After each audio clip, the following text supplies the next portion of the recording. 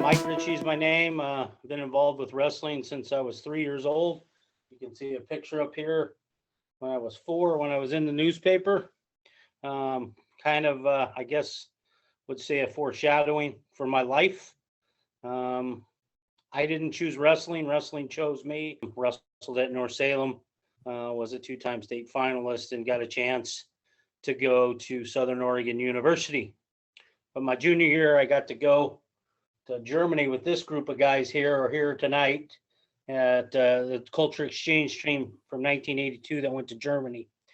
So that sparked a different level of wrestling for me. It's like, hey, this can kind of take you places in life, and so I know kind of a blue collar kid and didn't really get a lot of traveling done, but wrestling was my way to do that. Mhm. And so that inspired me to go to Southern Oregon University and try wrestling at the collegiate level. I walked on to a pretty impressive team, got my butt kicked for a year as a freshman, redshirted, and then started my career there. Coaching wrestling is kind of a, I don't know, it's what I would call it like in a tournament. It's a little bit manic depressive.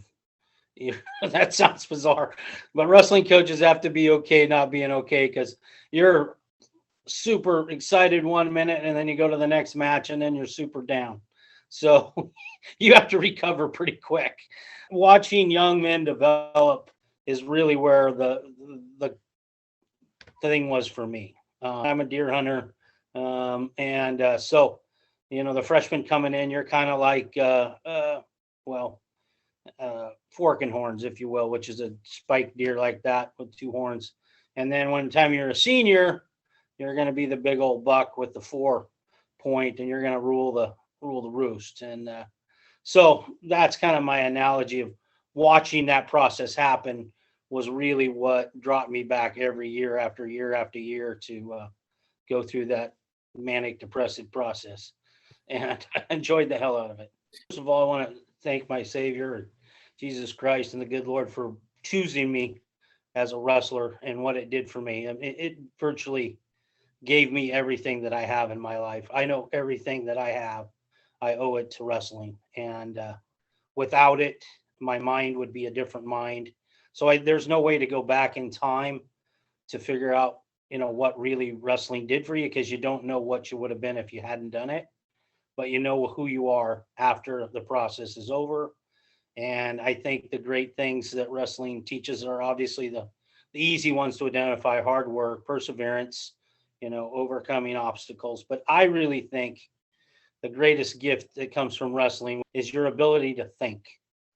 For me, wrestling gave me the ability to think. Any situation I'm in, I have the ability to solve problems. I try to teach the philosophy of turn the negative into a positive, turning silver into gold. And everybody can coach. We're not a special group of people. We're just silly enough to show up every day. And, and that's what we do. Wrestling coaches that last a long time are just willing to show up every day.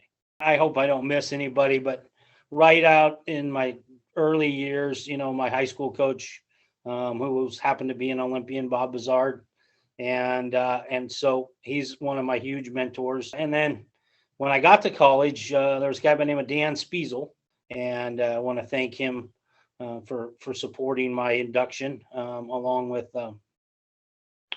Al Betcher, who also supported my induction, and then of course my college coach, Bob Ream, and Bob Bizarre, and and then Bob Bergen was kind of one of my coaching mentors, and we got to coach together for quite some time, different things. And then when I became a head coach, I met a guy by the name of Harry Mondale, and people know Harry Mondale. He's a legend, and I learned how to one, row a boat, and two, catch a salmon on the Rogue River from him. And then during our fishing trips, we talked a lot of wrestling. Overall, the family was very supportive and just let me do what I needed to do, and were understanding at holidays. when I had to leave early and go get the team ready to go on a trip and all that kind of stuff. And so it takes a family to support a wrestling coach. So although you have some paperweights floating around that are kind of cool, it's really the relationships.